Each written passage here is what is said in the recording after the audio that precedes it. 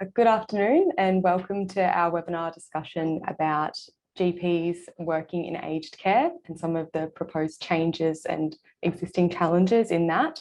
My name is Dr. Hannah Gribbin. I'm a junior doctor working between the Sunshine Coast and Brisbane currently. I'm a member of the AMAQ Council of Doctors in Training, where I co-chair the advocacy portfolio. And on our topic of aged care this afternoon, I have a little bit of experience in the sector. During my uni studies, I was an assistant nurse in a residential aged care facility.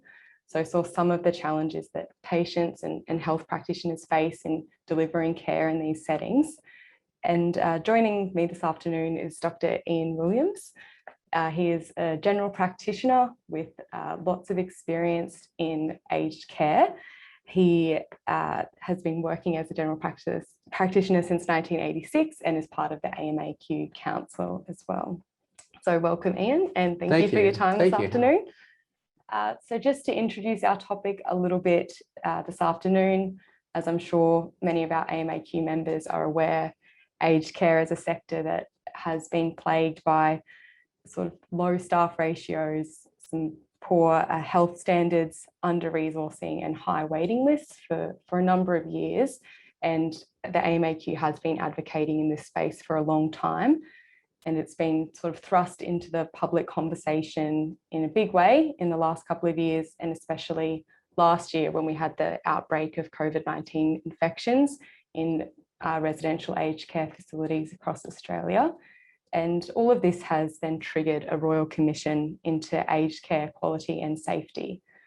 We now have the report from that Royal Commission, which is quite extensive and complicated. So the report was released in March. It's over 250 pages long, and there are 148 recommendations from the report.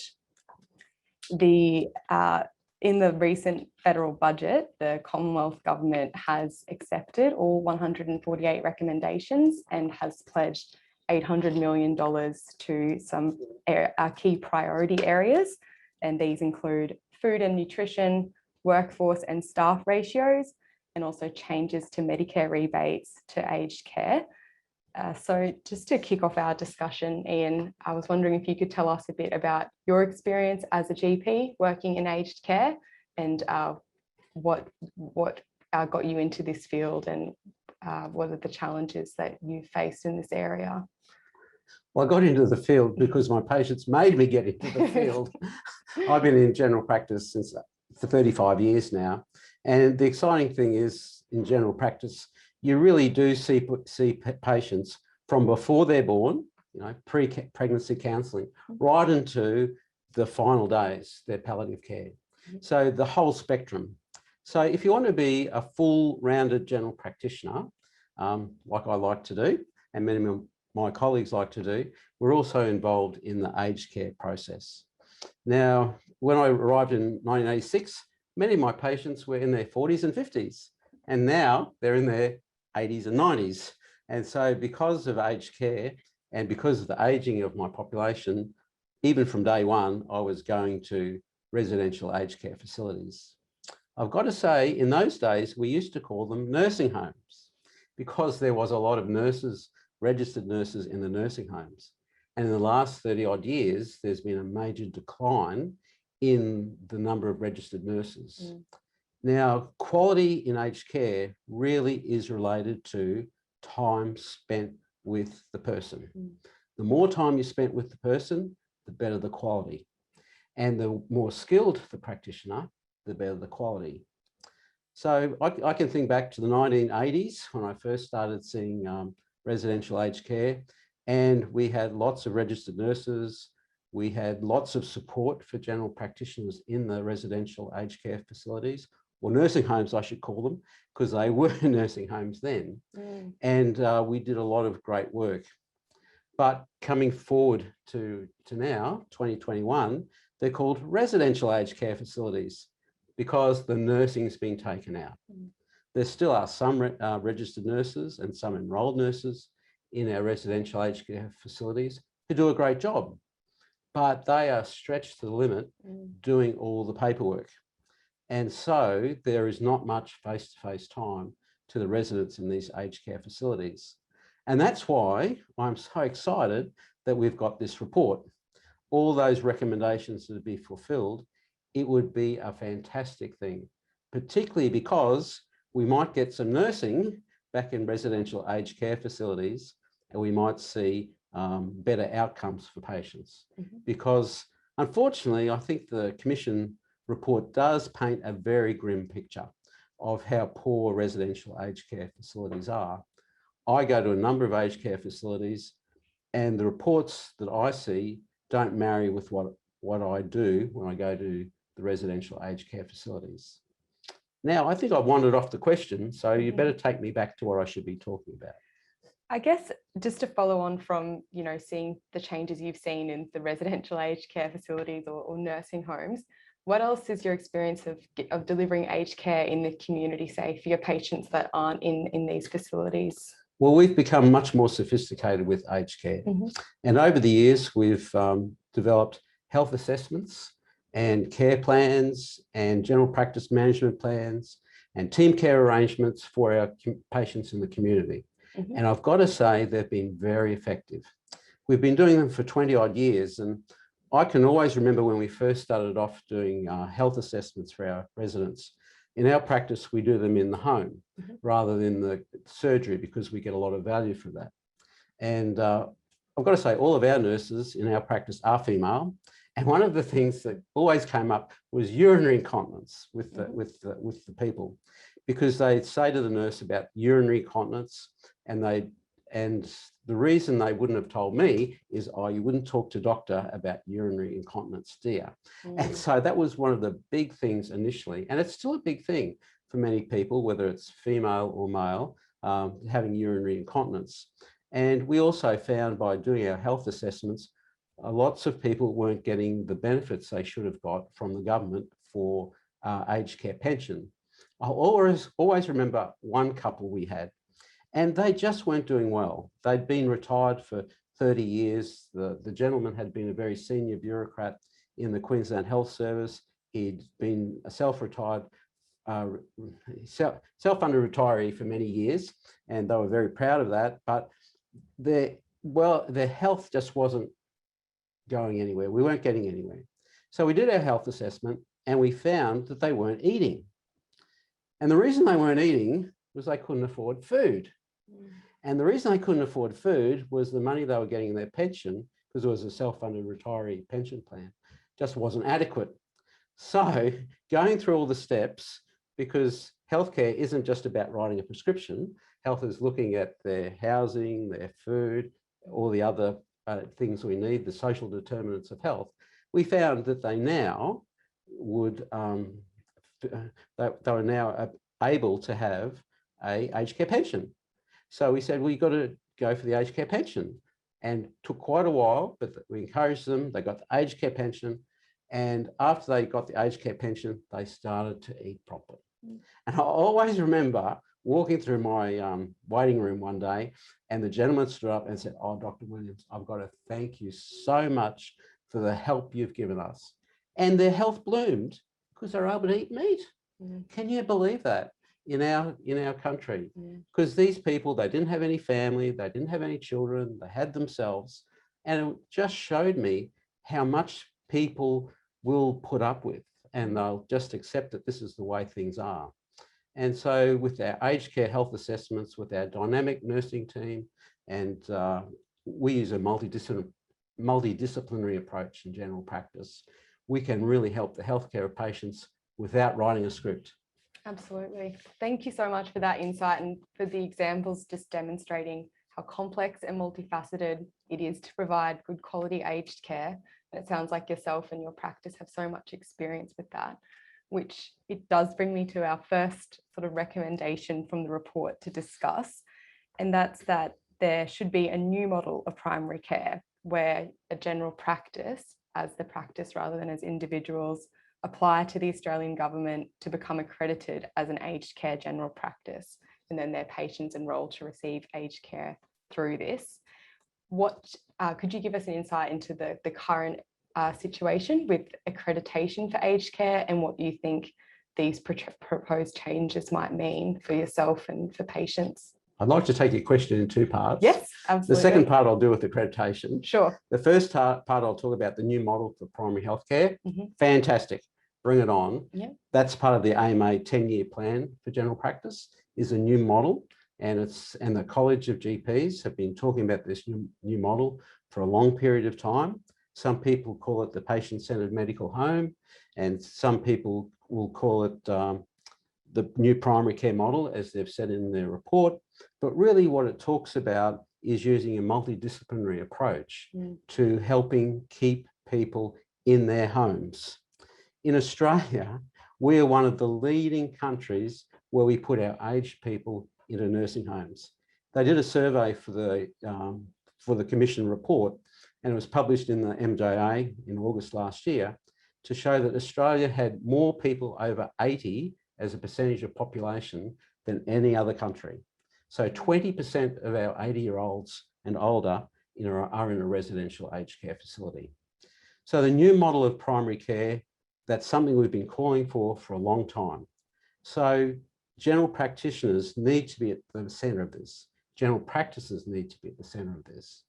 But one of the things I love about general practice is we are so flexible and we work so hard for patient care.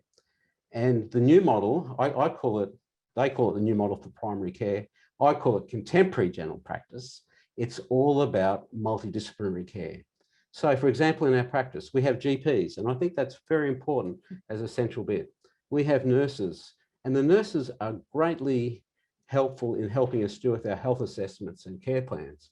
I would never have worked out that couple were living below the breadline without our nurses getting involved, looking at their financial package and their status. I would never have done that. We have a social worker in our practice.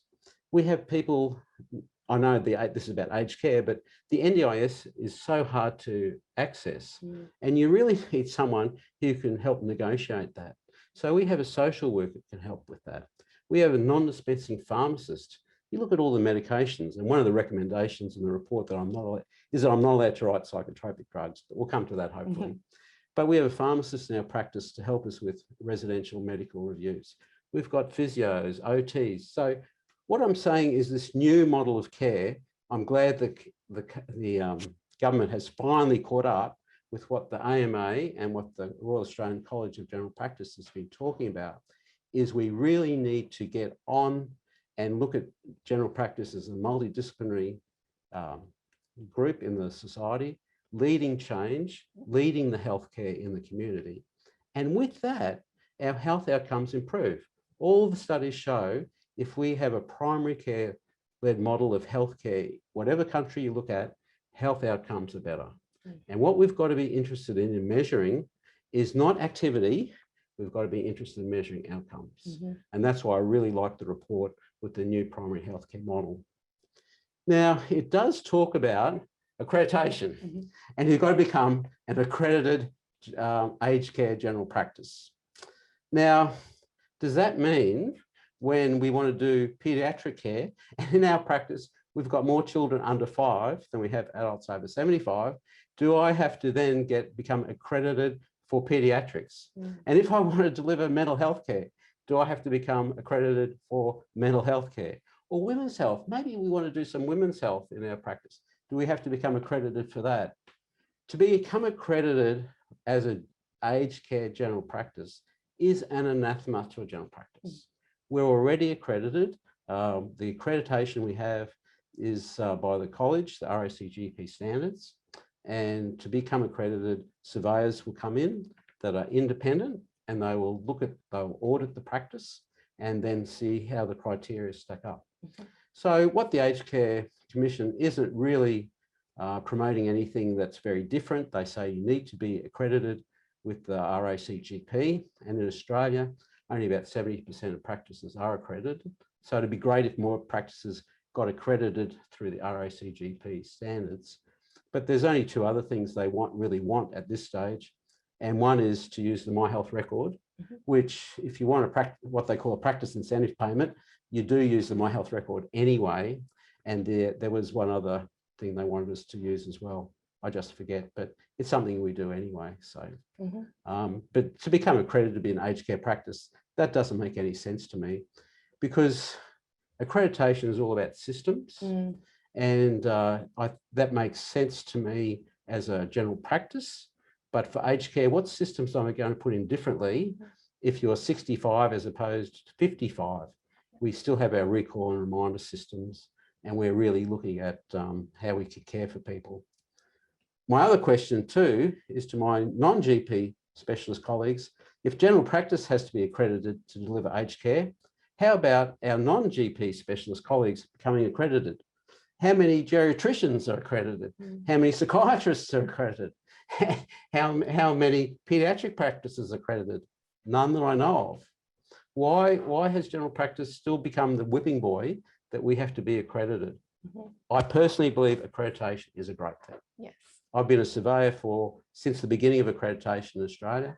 I've done over 800 accreditations, and I've seen the standard of general practice increase dramatically in that last 20 odd years.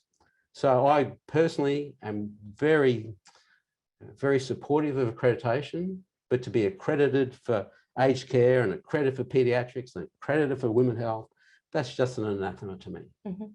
Absolutely. And do you think that adding this additional layer of complexity when it comes to accreditation for something like aged care, could that be a barrier to some practices delivering the care they want to, or do you think it's sending perhaps a message that's, maybe diminishing what GPs already do with aged care? Yeah, a lot of people are fairly disparaging of accreditation, unfortunately. I see accreditation all about systems, and there's really two issues here. It's about the training as a general practitioner or a dermatologist or whatever your specialty training is. So that's the training. But the accreditation of a general practice or accreditation of any practice is the systems. What follow-up do you have for abnormal test results? What happens when someone's sick out of hours? Do you have a system for caring for people when they're sick out of hours? Do you have a system of note keeping? It's all about systems in general practice. Have you thought about the risks to the practice, the risks to the patients by coming? Have you thought about how you reduce cross-infection in the practice? These are all parts of the standards of accreditation. So why an accredited aged care general practice, what it's got to do in a residential aged care facility setting, I don't know, because that's much more about the practitioner. And why we would do that is just an anathema to me to be accredited for aged care. So I'll have to be accredited for everything else. I'm accredited for general practice. That's my specialty. Yeah, understandable. And then one of the next key changes that is proposed in the recommendations is the aged care incentive payments for general practitioners. What do you think this might mean for GPs, and how could this potentially facilitate you delivering care? I think that increasing the aged care incentive payments is a good thing. So hopefully that could help more people, more GPs go into residential aged care facilities. I lose money every time I go to the residential aged care facility. So the thing with general practice is we're a business. We've got to fund our staff. We've got to fund our costs. We've got to draw a wage. And so it is a small business or a medium-sized business, depending on the size of the practice. So we lose money every time we go. And that's why many practices won't go to residential aged care facilities. That's why many practices don't do house calls, because they lose money and there's no way that you can get the money back. So with the aged care incentive payments, I fully applaud that, because a lot of the time as general practitioners, we're doing non-face-to-face work. So the Medicare rebates only work for face-to-face work. They don't work, and that's time spent with the patient. And all the other things, whether it's writing scripts or writing reports or reading pathology, or the number one thing that disturbs my day is calls from the nursing home. Say, Jimmy Jones fell out of bed. Mrs. Jones has got a fever. Mr. Smith, they're itchy. Like, we get all these calls frequently all the time. And the problem with that, with the calls from the nursing home, is it takes your focus off the consultation you're doing at the time. And then that increases the risk of not having that consultation properly done and not having a good outcome with that. You lose your train of thought. So in residential aged care facilities, if we can improve the non-face-to-face time remuneration, which this goes towards, I think is a great thing and fully applaud. Whether the amount is enough to encourage anybody to do residential aged care visiting that aren't doing it, I don't know. But it'll certainly make it easier for me to lose less money every time I go to the residential aged care facility.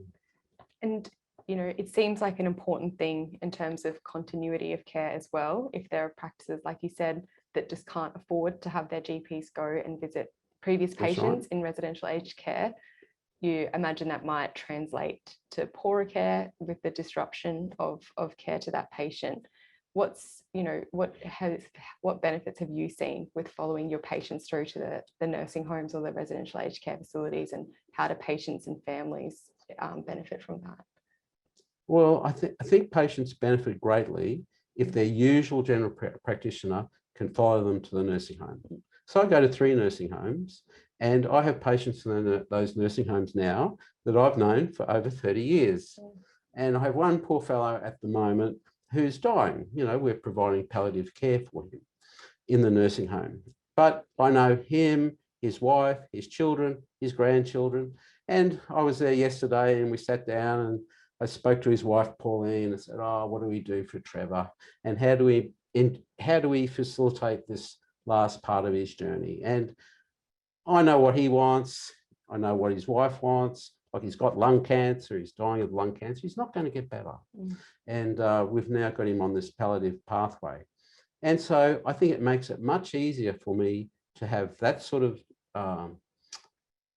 to give a good finish for his life than for people I don't know, who just pop into the nursing home out of the blue, had a relationship with a non-GP specialist or some other general practice, and they say, oh, Ian, will you look after this person? And you just don't know their context, where they fit in the world, their family, their past history. That takes a long time to get to. But if you've journeyed along with people, like, you know, you're the first person that's come because they've got a cough, and you do an x-ray and you see all this big effusion, you find out as time goes by they've got mesothelioma and they've got months to live.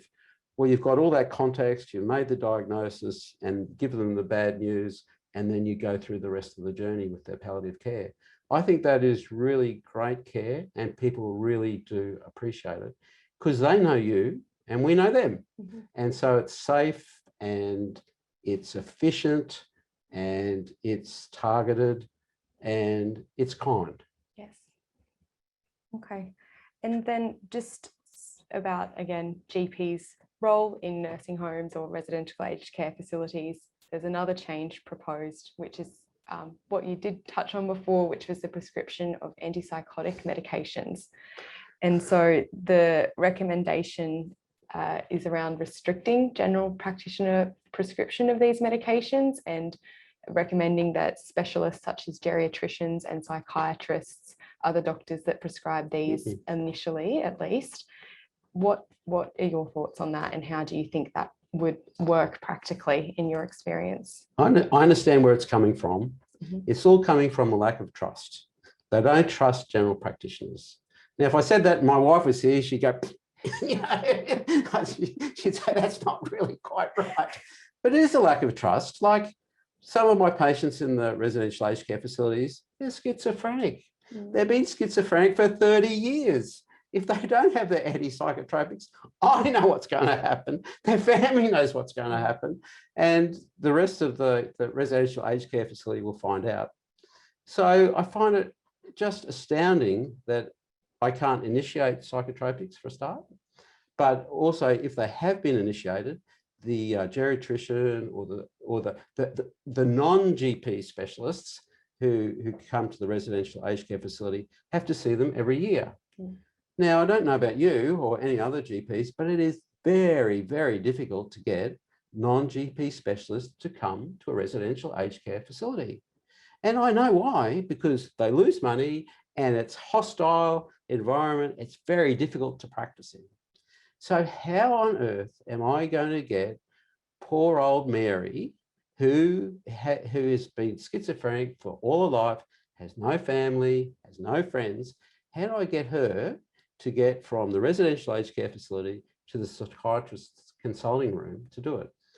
Now, they're talking in the report about these psychiatry teams and non-GP specialists coming out from the hospitals in their teams to the community. Well, I'll have to book that every year. They'll have to come, otherwise poor old Mary won't get her antipsychotropics. So I think it's unwieldy. I think it is most disrespectful of general practitioners. I think it's very difficult to implement. I understand we can't do chemical restraint. We can't do physical restraint. But boy, oh boy, the other recommendations in the residential aged care facility in the report need to be upped. I'll give you an example. Poor old Ted. Now, Ted's been at home with reducing cognitive ability and been diagnosed with dementia, and his wife eventually can't cope with him. Mm. So he comes directly from home to the residential aged care facility. And what does he do? First thing he does is go to the registered nurse. He's angry. He is as angry as all get out because his wife has put him in this place. Mm. And he starts belting up the other staff. He starts belting up the other residents. And I'm called to come and say, what are you going to do about Ted? Well, we can't physically restrain him. We can't put him on any chemical restraints. What are you going to do with old Ted? Well, I'll tell you what we had to do with old Ted.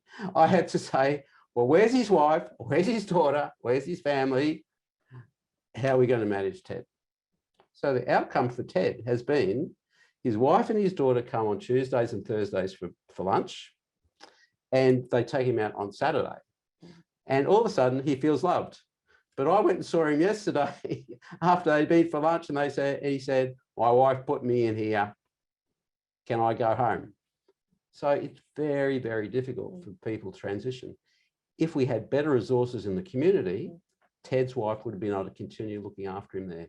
And that's why I'm really excited about the aged care report, that we will be able to continue with people in their home, you know, where people know them and love them longer than putting them in a residential aged care facility because their husbands and wives can't cope. And then they come in and start belting us up. And, you know, our resources are limited.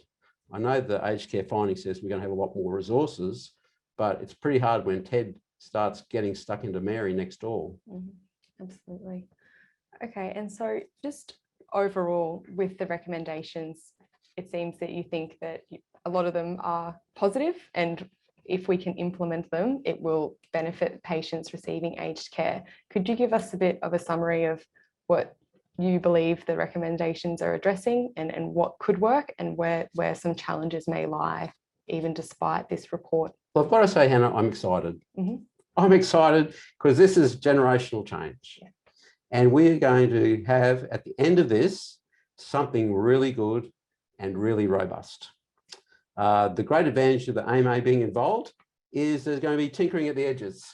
And I think that no matter how good the commissioners are, and no matter how good the regulations are, some of the ones we've talked about today, I just don't know how they're going to implement them.